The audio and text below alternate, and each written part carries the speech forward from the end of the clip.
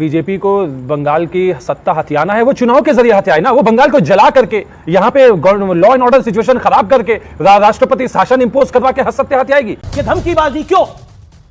आसाम जलाने की बात, दिल्ली जलाने की बात, नॉर्थ ईस्ट जलाने की बात क्यों? क्राइम सीन को प्रोटेक्ट नहीं किया जाता है, क्राइम सीन को पूरी तरीके से डिस्टर्ब किया जाता है, तोड़फोड़ किया जाता है, जिसके बारे में सुप्रीम कोर्ट कहता है कि आपने सबूत तो नष्ट कर दिए हैं, और उसके बाद धमकाया जाता है। और उसके बाद आज मुख्यमंत्री भी एक प्रकार से धमकाने वाली भाषा बोलती हैं। असली मुद्दा यह है कि कानून लाया जाए जिसके तहत फास्ट ट्रैक कोर्ट द्वारा सीबीआई भी जो है क्षमता दे दी जाए ताकि वो रेपिस्ट को सीधे सीधे फांसी चढ़ाया जाए। ममता जी जब हम लोगों के साथ थी तो उन्होंने ये बताया था कि कम्युनिस्टों की सरकार ने उनके ऊपर इस ढंग से लाठियां बरसाई थी कि उन्हें मृत समझकर वो लोग चले गए थे। अगर उन्हें आभास होता कि ममता बनर्जी जीवित हैं तो शायद पुलिस उनको छोड़ के नहीं जाती। ममता बनर्जी अगर चीफ मिनिस्टर है तो बंगाल के जनता की वोट के बल पे है। अगर बीजेपी के किसी नेता को शौक है कि वो बंगाल का चीफ मिनिस्टर बने तो वो वोट में जनता के वोट से जीत करके आए चुनाव में। आसाम जलाने की बात, दिल्ली जलाने की बात, नॉर्थ ईस्ट जलाने की बात क्यों? अमित जी देखिए, ममता बनर्जी के सामने हिमंता बिस्वा शर्मा के जो पॉलिटिकल पहचान है वो बहुत हल्की है। हिमंता बिस्वा शर्मा कांग्रेस में थे और उनके खिलाफ भ्रष्टाचार का बहुत बड़ा आरोप, एक पूरा किताब बीजेपी ने खुद छापा और उसके बाद हिमंता बिस्वा शर्मा ने बीजेपी ज्वाइन किया और किन गुप्त कारणों की वजह से उन्हें जो है मुख्यमंत्री बनाया गया, ये जनता के सामने है।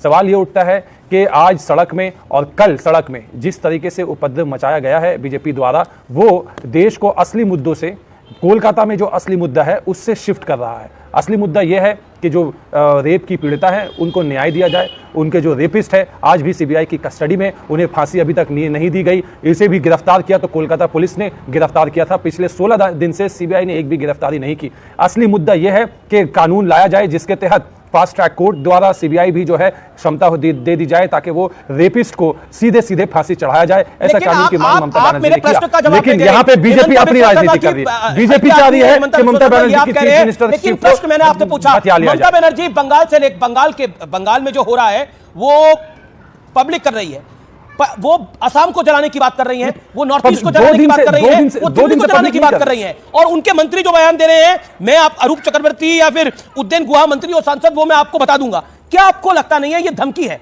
It is a brazen threat.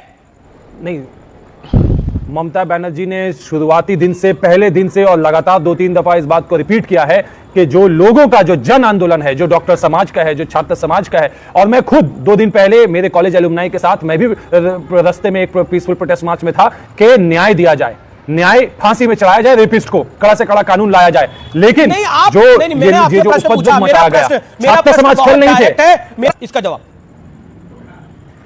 देखिए, अगर बीजेपी को बंगाल की सत्ता हथियाना है वो चुनाव के जरिए हथियाए ना। वो बंगाल को जला करके यहाँ पे लॉ एंड ऑर्डर सिचुएशन खराब करके राष्ट्रपति शासन इंपोज करवा के सत्ता हथियाएगी। ये तरीका है बीजेपी। बंगाल में एक चुनिंदा सरकार है। ममता बनर्जी को बंगाल की जनता ने वोट दिया है। अभी हाल में जो इलेक्शन हुए, इस साल इलेक्शन हुए, उसमें वोट दिया, 2021 में वोट दिया, 2019 में वोट दिया। ममता बनर्जी अगर चीफ मिनिस्टर है तो बंगाल के जनता की वोट के बल पे है। अगर बीजेपी के किसी नेता को शौक है कि वो बंगाल का चीफ मिनिस्टर बने तो वो वोट में जनता के वोट से जीत करके आए चुनाव में। आसिफ खान ने कहा कि बंगाल की जनता ने ममता जी को चुनकर भेजा है। बिल्कुल, अगर किसी को कह रहे हैं शौक है, कोई शौक नहीं है। हमें बंगाल की जनता को उस कष्ट की अनुभूति है और उस कष्ट के निवारण के लिए हम आगे आ रहे हैं। और यह भी मैं बता देना चाहता हूं, पूरे भारत में चुनावी हिंसा खत्म हो चुकी है। केवल एक ही राज्य बचा है जहां चुनावी हिंसा की खबरें आती हैं, और जिस दिन वो हिंसा पर भी पूर्ण लगाम लग जाएगा, यह निश्चित मानिए कि उसके बाद तृणमूल कांग्रेस की सरकार नहीं रहेगी। यह बात मैं इसलिए भी वेदना के साथ भी कहता हूं और प्रामाणिकता के साथ भी कहता हूं। ममता जी जब हम लोगों के साथ थी तो उन्होंने यह बताया था कि कम्युनिस्टों की सरकार ने उनके ऊपर इस ढंग से लाठियां बरसाई थी कि उन्हें मृत समझकर वो लोग चले गए थे। अगर उन्हें आभास होता कि ममता बनर्जी जीवित हैं तो शायद पुलिस उनको छोड़ के नहीं जाती। आज उन्हीं ममता बनर्जी की जो संवेदनाएं हैं इतनी मृत हो गई हैं, जो इन्होंने कहा न्याय दिलाने की बात और बवाल की बात। तो महोदय एक उदाहरण बताइए कि पहले तो उस आरोपी को दूसरा कॉलेज दिया जाता है, उसके बाद उसे सुसाइड बताया जाता है, उनके माता पिता को मिलने नहीं दिया जाता है, क्राइम सीन को प्रोटेक्ट नहीं किया जाता है, क्राइम सीन को पूरी तरीके से डिस्टर्ब किया जाता है, तोड़फोड़ किया जाता है, जिसके बारे में सुप्रीम कोर्ट कहता है कि आपने सबूत तो नष्ट कर दिए हैं, और उसके बाद धमकाया जाता है। और उसके बाद आज मुख्यमंत्री भी एक प्रकार से धमकाने वाली भाषा बोलती हैं। उसके बाद आपको लगता है कि ये कोई ईमानदारी की बात है? मैं दर्शकों से कहना चाहता हूं, संविधान कितने बड़े खतरे में है बंगाल में देखिए। और उससे बड़ी बात, जो बात आज ममता बनर्जी जी ने बोली है, जिसपे हिमंता बिस्वा शर्मा जी ने बोला है, देखिए वो तृणमूल कांग्रेस एक रीजनल पार्टी है, इसका पश्चिम बंगाल के बाहर तो कोई प्रभाव नहीं। हम मान सकते हैं थोड़ा बहुत प्रभाव इनका आसाम में हो, ये यूपी, बिहार और बंगाल में तो इनका कुछ भी नहीं है। तो किस आधार पर ममता बनर्जी जी ने बोला है, यह दर्शकों को समझना चाहिए। इसका मतलब कोई ना कोई एक ऐसा नेटवर्क है या कोई ना कोई ऐसी व्यवस्था है, कोई ना कोई ऐसे लोग हैं जिनके साथ तृणमूल कांग्रेस का ऐसा संबंध है जो कि यूपी, बिहार, दिल्ली और असम में आग लगाने की क्षमता रखते हैं।